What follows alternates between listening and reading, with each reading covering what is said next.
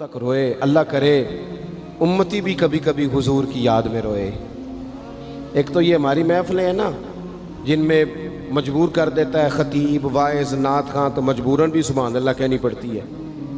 کاش کبھی گھر میں بیٹھے بیٹھے بھی دل کرے اور ہم کسی نعت خواں کے دروازے پہ اسپیشل جا کے دستک دیں اور اسے کہیں دل بڑا پریشان ہے، مدینے والے کی کوئی نعت تو سنا. کبھی ایسا بھی ہونا کہ گھر میں پیسے نہ ملنے پہ تو ٹینشن ہوتی ہے اور کوئی مقدمہ آ جائے تو پریشانی ہوتی ہے، لڑائی ہو جائے تو ہوتی ہے. کبھی یوں بھی تو ہونا رات کو ابا جی رو رہے ہوں بستر پہ اور بڑا رو رہے ہوں اور تڑپ کے رو رہے ہوں. بچے آ کے اماں سے پوچھیں کیا مسئلہ ہے ہمارے ابا کو، کوئی پریشانی ہے، کوئی ڈاکٹر کو بلائیں، کوئی دکھ ہے. اماں کہتی ہے جاؤ تمہارے والی بات نہیں. بچے اصرار کر کے کہتے ہیں نہیں اماں بتا تو صحیح مسئلہ کیا ہے. تو اماں ٹھنڈی آہ بھر کے کہتی ہے پتر تمہارے باپ کو نا نبی پاک کا مدینہ یاد آتا ہے جنوں ویکھ کے ٹھردیاں اکھیاں نے تے جنوں ویکھ کے ٹھردا سینہ ہے. ربا تیری ساری خدائی چ ایک ہی تے شہر مدینہ ہے. پیسے جتنے آگے جی نہیں بڑے نے انہاں سٹیو تہاڈی مہربانی. اسی کڈی سمجھدار قوم آ، پہلے آپ ہی کھلاری دینے پھر آپ ہی کٹھی کری دینے. کیسی بات ہے.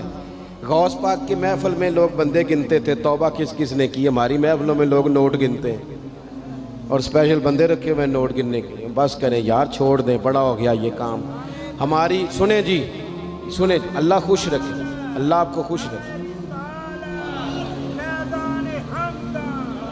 اور میرے بھائی اللہ جزات سنیں، ہمیں جو کچھ دین نے دے دیا ہے وہ ہماری اوقات سے پہلے ہی بڑا زیادہ ہے. تو یہ نوٹ چھوڑ تو یہ تو بات ہی پیچھے رہ گئی ہے. سانو تخت ہزارے دی لوڑ کی ہے نالے کی لگے شہر بمول دے نال اسی اپنی بال کے سیکنے ہیں. سانو کی لگے کسی اور دے نال. یہ چھوڑ دیں یہ کام، یہ کوئی اتنا مناسب نہیں لگتا. اللہ جزائے خیر دے. آپ توجہ کریں کیا عرض کر رہا ہوں. تو شدید حضور سید عالم صلی اللہ علیہ وسلم رو رہے ہیں آزمائش میں. امت کی آزمائش کو دیکھ کر حضور رو رہے ہیں کہ امت آزمائش میں. حضرت جبریل نے جا کے عرض کی یا رسول اللہ وہ جو خاص حساسیت ہے نا حضور کی طبیعت میں امت کے حق میں، اس کے لیے حضور رو رہے ہیں. تو رب کریم نے کیا پیغام دیا؟ کہا کہہ دو محبوب سے جا کے وَلَسَوْفَ يُعْطِيكَ رَبُّكَ فَتَرْضَىٰ، محبوب رب آپ کو اتنا دے گا کہ آپ اپنے رب سے راضی ہو جائیں گے. راضی کیا جائے گا امت کے حق میں. اور حضور فرمانے لگے جب تک ساری امت جنت میں نہیں جائے گی میں نے راضی نہیں ہونا. حضور کا یہ رشتہ حساسیت، چونکہ ہمارے پاس تو اب ہم بعض دفعہ لگتا ہے کہ زیادہ عالم ہو گئے لوگ،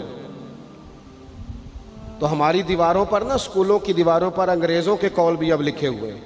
تو کئی دفعہ پوچھنے کو دل کرتا ہے انتظامیہ سے کہ حدیثیں ساری یاد ہو گئی ہیں بچوں کو، جو تمہیں اب قولوں کی ضرورت پڑ گئی وہ بھی غیروں کے اقوال تک تم آ گئے ہو. اس قوم کو تم نے حضور کے فرامین سارے سنا لیے. او خدا کے بندو، حضور نے تو اتنا حساس کر کے یہ رشتہ بتایا ہے کہ باریک باریک نقطے بھی سمجھائے. یہ کام نہ کرنا دوزخ میں چلے جاؤ، یہ کام کرنا تمہارا فائدہ. ایک ایک بات کھول کے بیان کی. امت کے پاس ٹائم ہی نہیں ہے حدیثیں پڑھنے کا، وقت ہی نہیں ہے. ہمارا تو مزاج بن گیا نقطے سننے سنانے کا. نقطے وہ ہمارا نقیب محفل اسٹیج پہ بھاگ کے ادھر جاتا ہے پھر بھاگ کے ادھر آ جاتا ہے. وہ کیوں لگا کہتا میں جملہ دین لگا. او خدا کے بندے تو جملہ رہن دیکھا، تو کوئی آیت دے، تو کوئی حدیث پاک پڑھ. وہ پھر وہ بعض اوقات میں تو چونکہ کمزور سا بندہ ہوں تو وہ جب 50 کو دفعہ کہتے ہیں نا تیار ہو جو جملہ دین لگا، تو ایسے لگتا ہے جملہ نہیں آئے گا کوئی ایٹم بم بھی آئے گا. بھائی تو دے دے جو تو نے دینا. اتنا پریشان تو کس بات کا ہو گیا. اور پھر سارے کہہ رہے ہیں جتنے آئے نقیب نعت خواں خطیب سب کہہ رہے ہیں سارا قرآن حضور کی تعریف ہے.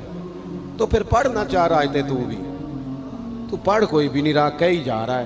اپنی زندگی کے اندر حضور نے جو ہمیں اسباق دیے، جمعے والے دن ٹائم پہ مسجد جایا کرو.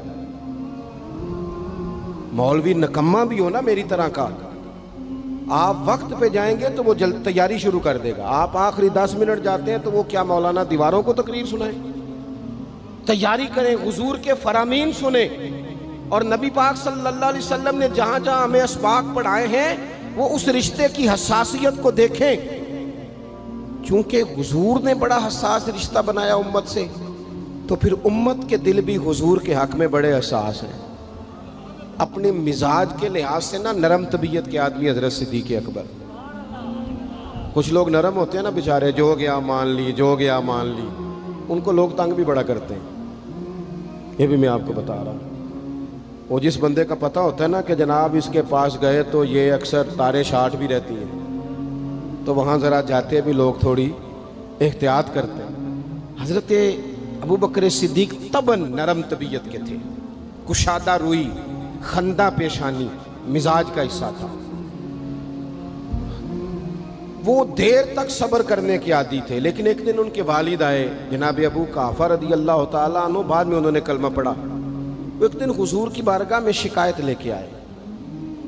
اب کسی اس بندے کی شکایت آ جائے نا جس کی توقع نہ ہو، جس سے توقع نہ ہو، کسی نے کہا تھا نا کہ تجھ سے شکوہ نہیں بے وفائی کا، پر تجھ سے امید بے تحاشا تھی۔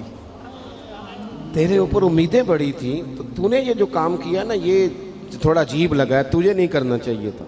کوئی اور کر دیتا تو چلو بات اتنی سخت نہیں تھی، تجھے نہیں کرنی چاہیے تھی، تیری بنتی نہیں تھی۔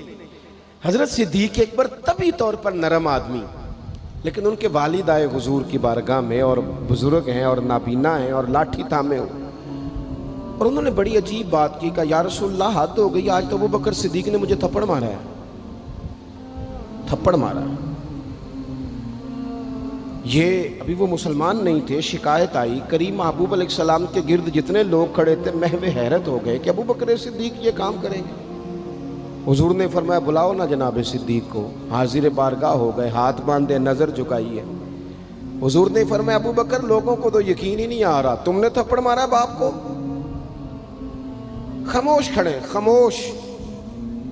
کریم نے فرمایا ابو بکر سن رہے ہو میں نے کیا کہا، باپ کو مارا ہے؟ چپ کھڑے۔ تیسری دفعہ حضور نے فرمایا بولتے کیوں نہیں؟ انہوں نے نا گردن اٹھائی، آنسو ٹپ ٹپ داڑھی پہ گر رہے، رو کے عرض کرنے لگے یا رسول اللہ باپ سے کہیں خنجر لے کے میرا گلا کاٹ دے، میں سی نہیں کروں گا، پر اس نے نا آج آپ کے بارے میں بات کی ہے، آپ کی شان اقدس کے بارے میں کچا جملہ بولا ہے، آپ کے بارے میں کمزور بات کی ہے۔